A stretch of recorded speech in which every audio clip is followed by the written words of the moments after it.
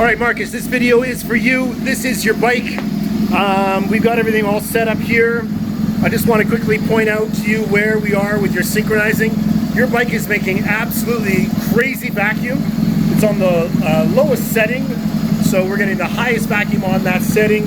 And you see that we're just a little bit off cylinders 1 and 2. So this is left, that's right. And counterintuitively, I know you know this, I just want to point this out. But in order to get more vacuum on this gauge, we actually turn this knob down. So we turn it counterclockwise to increase the vacuum reading. Whoops. To increase the vacuum reading, there we go. And it's really important that when you make an idle speed adjustment on this bike, that if you turn this one even a little bit, you must turn the other one in the exact opposite direction. Okay? Except when you're facing it. All right. Just gonna quickly put this up. Gotta do this fast because this bike is air cooled and we don't want it to overheat. All right, you can see your timing mark that you wrote down here. This is your timing mark that you wrote, and this, in my opinion, is where you are with 0. So on video, this might not show up properly because video frames per second, la la la. But basically, you'll see the timing mark on the flywheel. You'll see it showing up there towards the 0 versus towards the letter T.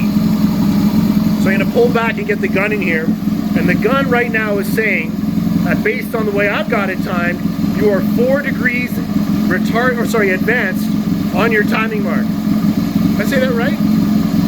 So you're 4 degrees retarded. That's right, yeah. 4 degrees retarded on your timing mark. So you may want to get a little bit more, but based on where you are, from 0 to letter T, is about 30 degrees.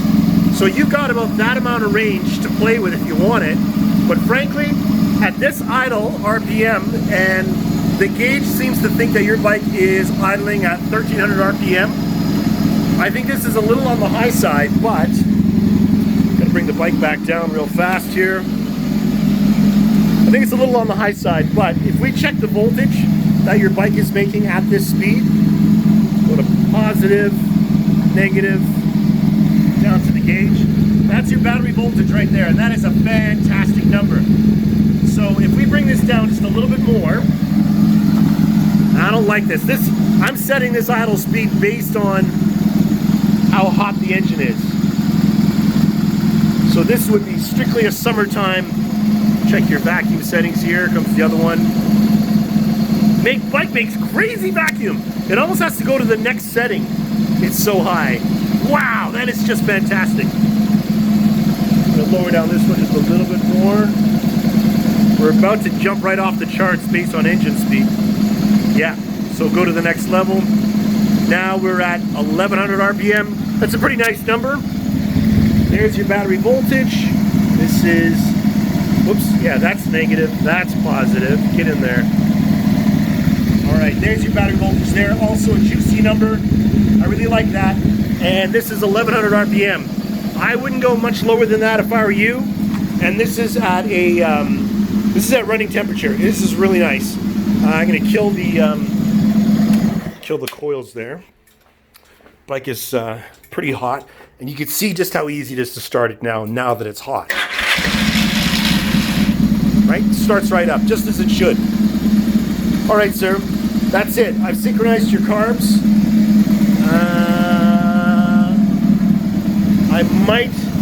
I might play with your air fuel mixture screw, but right now your bike feels really nice.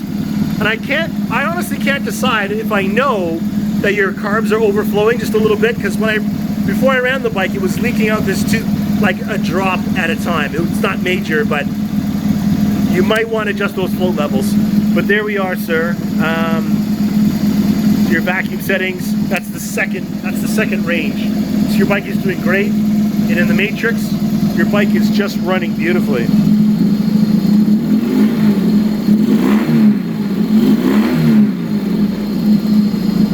Yeah, running really nice. Really, really, really nice. This is fantastic. Okay, man.